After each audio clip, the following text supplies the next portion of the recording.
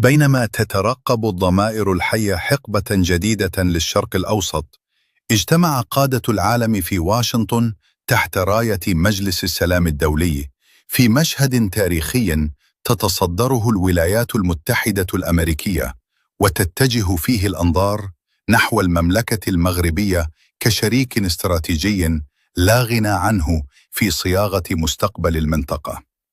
المفاجأة التي هزت أروقة الاجتماع تمثلت في الدور المحوري لأسود الأطلس، حيث أعلن المغرب عن استعداده لنشر وحدات من القوات المسلحة الملكية لتأمين المناطق الحيوية وضمان استقرار قطاع غزة، تزامناً مع إرسال نخبة أمنية مغربية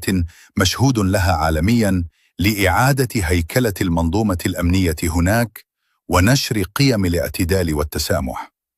وتتجسد الروح الإنسانية المغربية في إقامة مستشفى ميداني عسكري ضخم يكون منارة للأمل ومركزاً للرعاية الطبية الفائقة بقلب القطاع.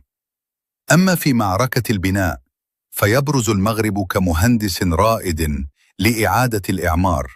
مسخراً خبراته التقنية والهندسية لترميم البنية التحتية المنكوبة، تحت الإشراف المباشر لصاحب الجلالة الملك محمد السادس، ومن خلال وكالة بيت مال القدس لتشييد المدارس والمجمعات السكنية التي تليق بكرامة الإنسان.